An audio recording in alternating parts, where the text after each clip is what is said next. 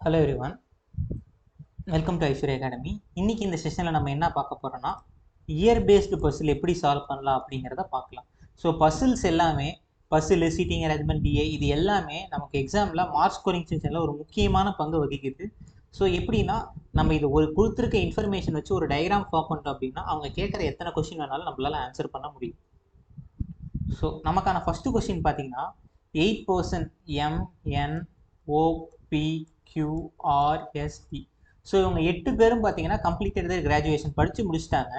எப்போன்னு பார்த்தீங்கன்னா 2008, 11, 13, 14, 16, 18, 19, 20. So but not necessarily இந்த சேம் ஆர்டர். அந்த லைனை கண்டிப்பாக பாருங்கள், நம்ம எல்லா பசில் அண்ட் சீட்டிங் அரேஞ்ச்மெண்ட்லையும் இது கொடுத்துருப்பாங்க. இதுக்கான அர்த்தம் என்னன்னா, இப்போ M வந்து 2008, N வந்து 2011, O வந்து 2013 நீங்கள் அப்படி கன்சிடர் பண்ணிக்கவே கூடாது. ஸோ அப்படி கொடுத்தா நம்ம சம் சால்வ் பண்ண வேண்டிய அவசியமே இல்லைல்ல. ஸோ ஃபஸ்ட் நம்ம இயர் எழுதிக்கலாம். 2008, 2011, 13, 14, 16, 18, 19 and 20. ஸோ மொத்தம் 8 வருஷம் இருக்குது பாருங்கள். M was completed in leap year. Leap இயர்னா என்னன்னா அந்த இயர் வந்து 4ஆல் டிவைட் ஆகும் அப்படிங்கிறது அர்த்தம்.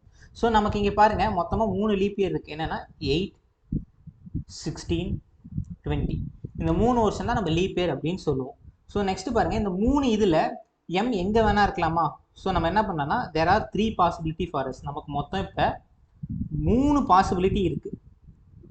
அதாவது என்னென்ன பாசிபிலிட்டி? M வந்து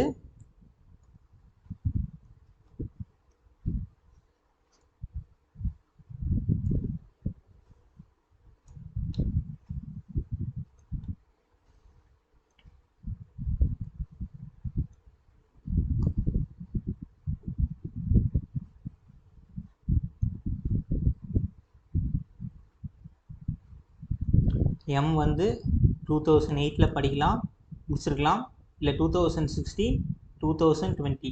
இந்த 3 வருஷத்தில் M எப்போ வேணால் படிப்பை முடிச்சிருக்கலாம். நெக்ஸ்ட் லைன் பாருங்கள், only 3% completed between M and S. அதாவது எம்முக்கும் எஸ்ஸுக்கும் நடுவில் 3 பேர் தான் படிப்பு முடிச்சிருக்காங்க. M 2 3 S 1 2 3 S கீழே வராது, ஏன்னா பாருங்கள் கீழே மொத்தமாகவே 3 பேர் தான் இருக்குது. Next 1 2 3 S. நெக்ஸ்ட் பாருங்க, R was completed 3 years after S. நம்ம கண்ணை மூடிட்டு என்ன பண்ணக்கூடாதுன்னா 1 2 3 R நீங்கள் போடக்கூடாது. நல்லா கவனிச்சு பாருங்க, எஸ் கிராஜுவேஷன் ஆகி 3 வருஷம் கழிச்சு. அப்போ ஃபர்ஸ்ட் கேஸில் பாருங்க, எஸ் 2016 முடிச்சாருன்னா 17, 18, 19 தான் R முடிச்சிருப்பாரு. நம்ம ஆர்வத்தில் என்ன பண்ணுவோம்னா எஸ் இங்கே இருக்காப்பா 1 2 3 R நீங்கள் போடுவோம். தயவு செய்து அந்த தப்பை நம்ம எப்பயுமே பண்ணக்கூடாது. அவங்க என்ன கேட்டிருக்காங்க, R was completed 3 years after S. அதாவது S கிராஜுவேஷன் ஆகி 3 வருஷம் கழிச்சு தான் R கிராஜுவேஷன் ஆகிறாங்க. இப்போ ஃபர்ஸ்ட் கேஸில் S 16ஆம் வருஷம் முடிச்சிருக்காரு. அப்போ R 3 வருஷம் கழிச்சுன்னா 19 தான் கிராஜுவேஷன் ஆகிருப்பாங்க. ரெண்டாவது கேஸ் பாருங்கள், S 2008 முடிச்சிருக்காரு. அப்போ 9, 10, 11. ஸோ 2011 தான் R கிராஜுவேஷன் ஆகிருப்பாரு.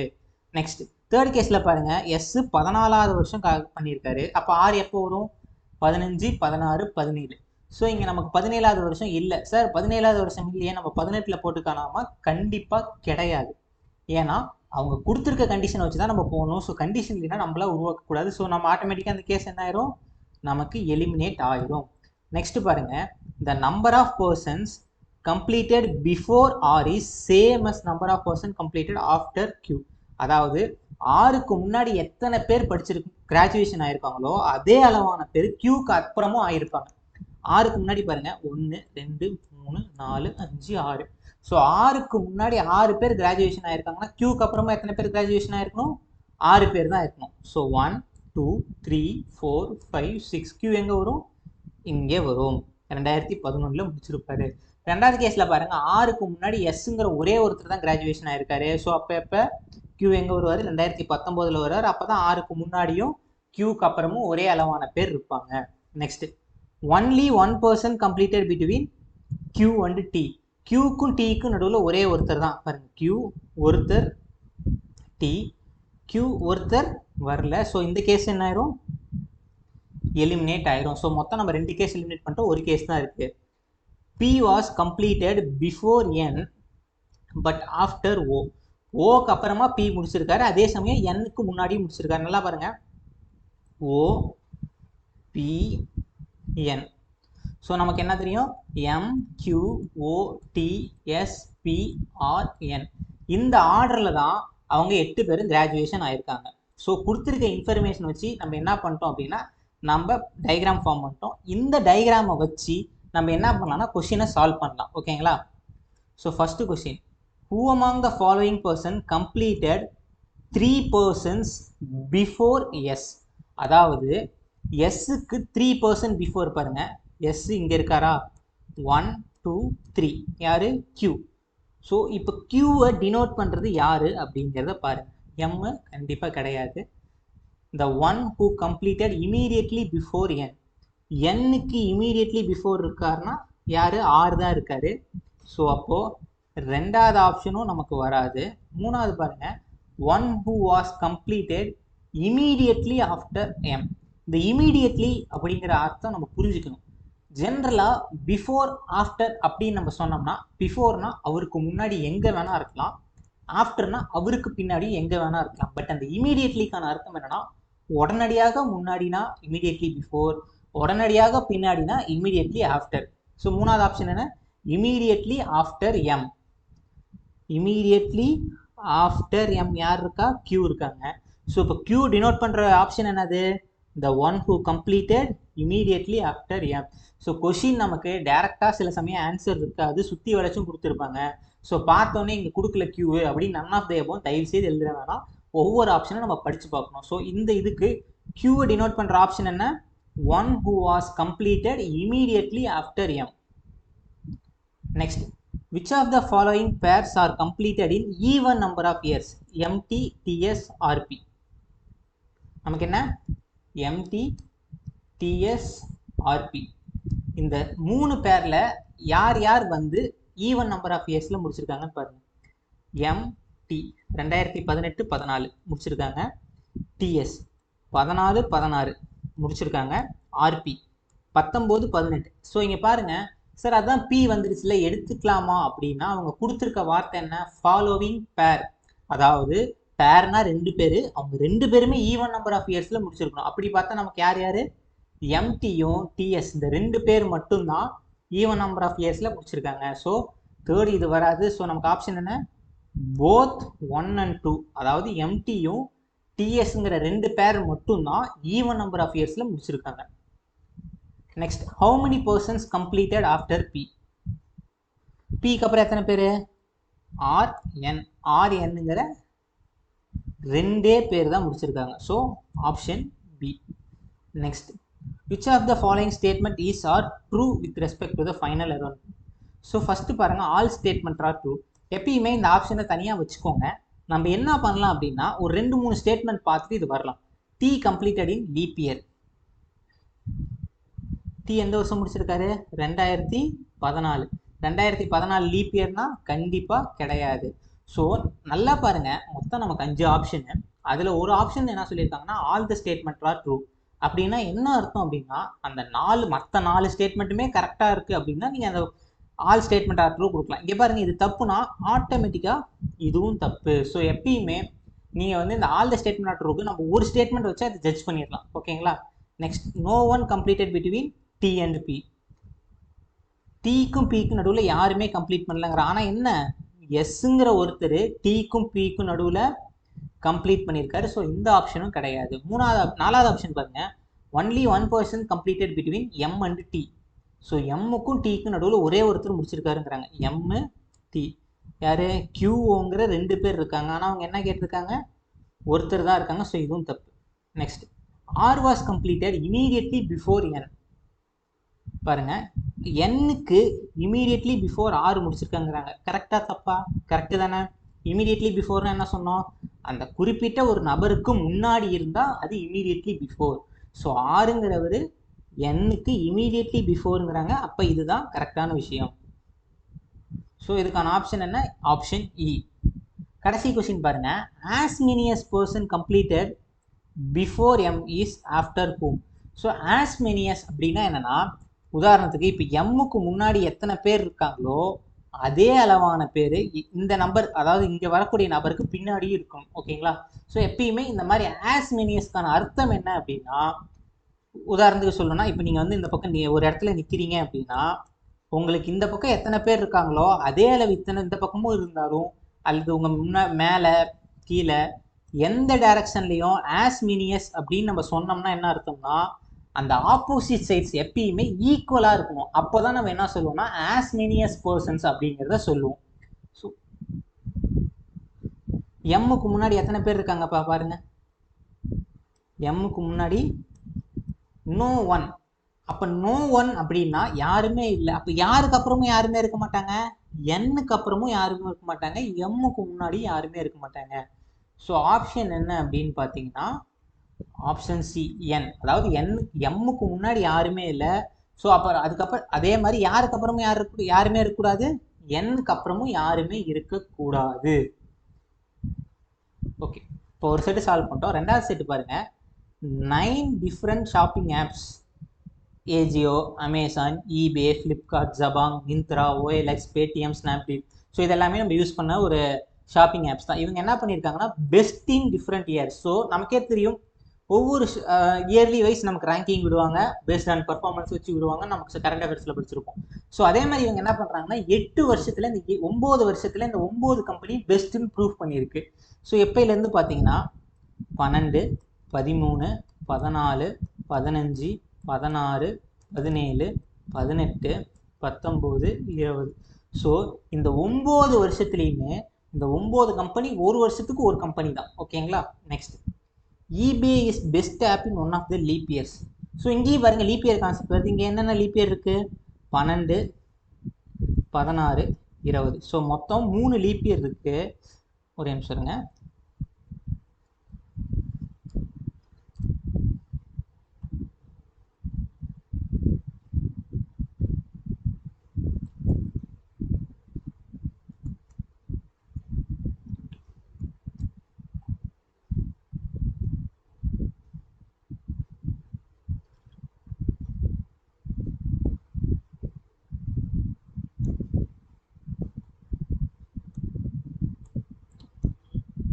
ஸோ மொத்தம் 3 கேசஸ் நம்ம இப்போ இங்கே வரப்போகுது. ஸோ இப்படி ஏன் போட்டுக்கிறோம் அப்படின்னா, மோஸ்ட்டாக இந்த நம்பர்ஸ் நம்ம போடும்போது என்னென்னா 1 or 2 கீழே நம்மளை அறியாமல் அதாவது தப்பாக போட்டுருவோம். ஸோ அப்படி இப்படி போடும்போது நமக்கு என்ன ஆகும் அப்படின்னா, உங்களுக்கு எந்த ஒரு, அதாவது நீங்கள் வருஷத்தை மாற்றி போடாமல் விட்டுருவீங்க. அதுக்கோசரம் தான் இதை ஃபாலோ பண்ணுறதே வெளியே வேறு எதுவும் கிடையாது. நெக்ஸ்ட், ஈபே வந்து லீப் இயரா? ஸோ நான் ஃபஸ்ட்டு என்ன பண்ணுறேன், ஈபே 2012 வாங்கியிருக்காருன்னு போடுறேன். ரெண்டாவது ஈபே வந்து 16ன்னு போடுறேன். கடைசியாக வந்து ஈபே வந்து 2020 அப்படின்னு போடுறேன். நெக்ஸ்ட், செகண்ட் என்னது, இமீடியட்லி ஆஃப்டர் ஃப்ளிப்கார்ட். இந்த வார்த்தையை பாருங்க, இமீடியட்லி ஆஃப்டர். அப்போது ஃப்ளிப்கார்ட்டுக்கு அப்புறமா அப்போ ஃபஸ்ட்டு கேஸ் வரும்னா கண்டிப்பாக ஃபஸ்ட்டு கேஸ் எலிமினேட் ஆயிரும்.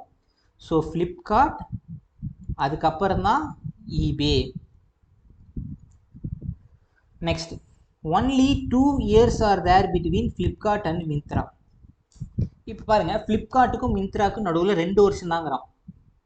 பாருங்க, ஃப்ளிப்கார்ட் 1, 2, மிந்த்ரா. அதே மாதிரி ஃப்ளிப்கார்ட் 1, 2, மிந்த்ரா. அதே மாதிரி இன்னொரு கேஸ் வரும், என்னது, ஃப்ளிப்கார்ட் 1, 2, மிந்த்ரா.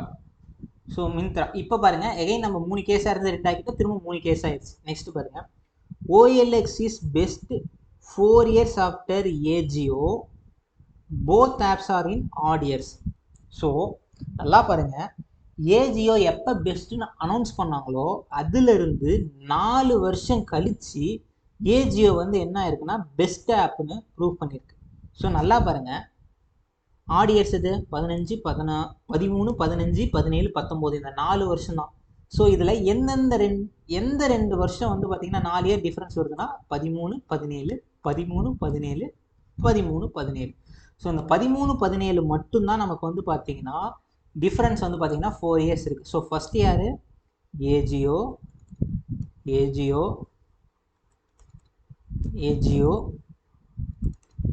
1, 2, 3, 4 யார், OLX. Next, Snapdeal is announced best 2 years before Jabong.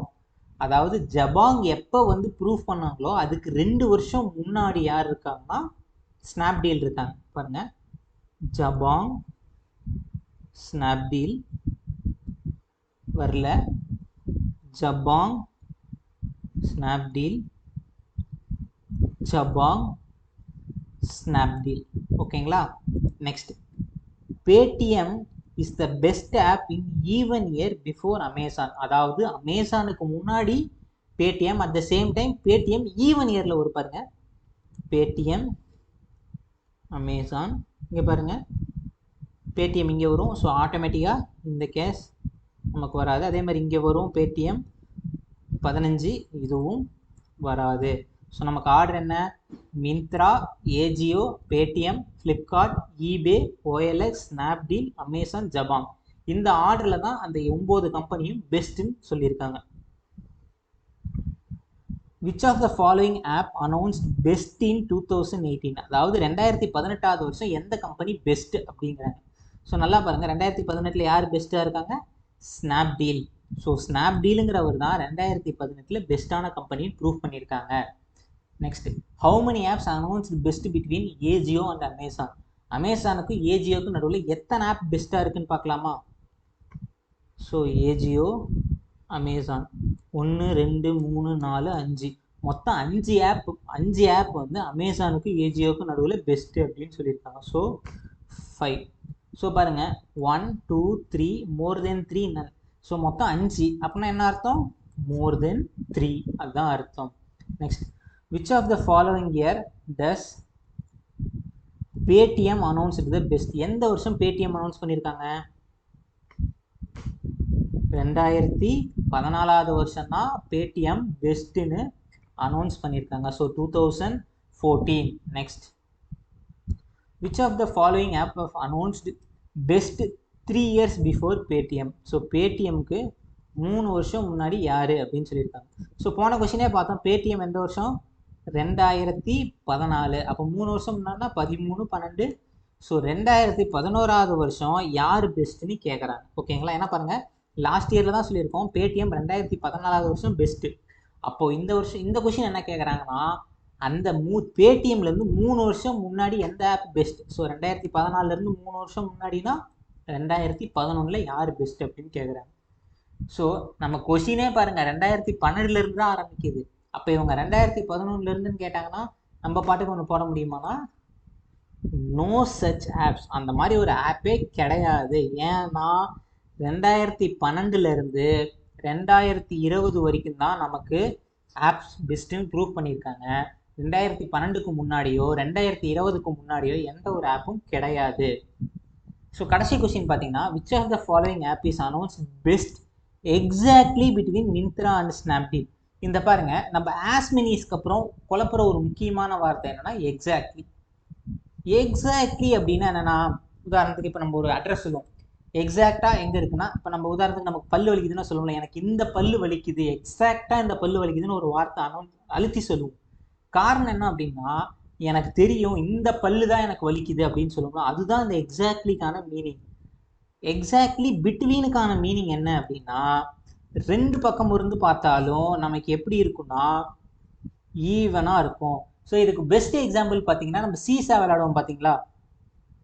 இந்த சீசா இங்கே ஒருத்தர் உட்காந்து இங்கே ஒரு ஒருத்தர் உட்காந்து விளையாடுவோம் பார்த்தீங்களா? இதுக்கு வந்து பார்த்தீங்கன்னா இந்த ஒரு பாயிண்ட், சென்டர் பாயிண்ட் வந்து பார்த்தீங்கன்னா நம்ம எக்ஸாக்ட்லி மிடில் தான் சொல்லுவோம். ஏன் அப்படின்னா, இது எக்ஸாக்ட்லி மிடிலாக இருந்தால் தான் 2 பக்கம் உட்காடுறவங்களும் எந்த வெயிட்டாக இருந்தாலும் நம்ம என்ன ஆகுனா ஈவனாக பேலன்ஸ் பண்ணிக்கிட்டு இருக்கோம். இல்லைன்னு வந்து பார்த்தீங்கன்னா, சப்போஸ் இது அதிகமாகவும் இது கம்மியாகவும் இருந்துச்சுன்னா பேலன்ஸ் ஒழுங்காக இருக்காது. ஸோ எக்ஸாக்ட்லி பிட்வீன்னா 2 பக்கமும் ஈக்குவலாக இருக்கும். ஸோ யார் யார் கேட்குறாங்க? மிந்த்ரா, ஸ்னாப்டீல். மிந்த்ரா எங்கே இருக்காங்க? 2012. ஸ்னாப்டீல் எங்கே இருக்காங்க? 2018. ஸோ 2 பேருக்கு நடுவில் எத்தனை வருஷம் பாருங்கள்? 1 2 3 4 5. இப்போ நல்லா பாருங்கள், மிந்த்ராக்கும் ஸ்னாப்டீலுக்கும் நடுவில் 5 பேர் இருக்காங்க. இதில் எக்ஸாக்ட்லி மிடில்னா யார்? 1 2 1 1 2 யார்? ஃப்ளிப்கார்ட். ஸோ எக்ஸாக்ட்லி மிடிலுக்கான மீனிங் என்ன அப்படின்னு பார்த்தீங்கன்னா, 2 சைடு இருந்து பார்த்தாலும் நமக்கு ஈக்குவலாக இருக்கும். அப்படி பார்த்தா நமக்கு யார் இருக்கா? ஃப்ளிப்கார்ட். ஸோ உங்களுக்கு இந்த ஃப்ளோர் பேஸ் பஸ்ஸில் ஈஸியாக இருக்கும்னு நான் நம்புகிறேன். ஃபார் மோர் வீடியோஸ் எங்கள் ஐஸ்வர்யா அகாடமி சேனலுக்கு சப்ஸ்கிரைப் பண்ணுங்கள். தேங்க்யூ.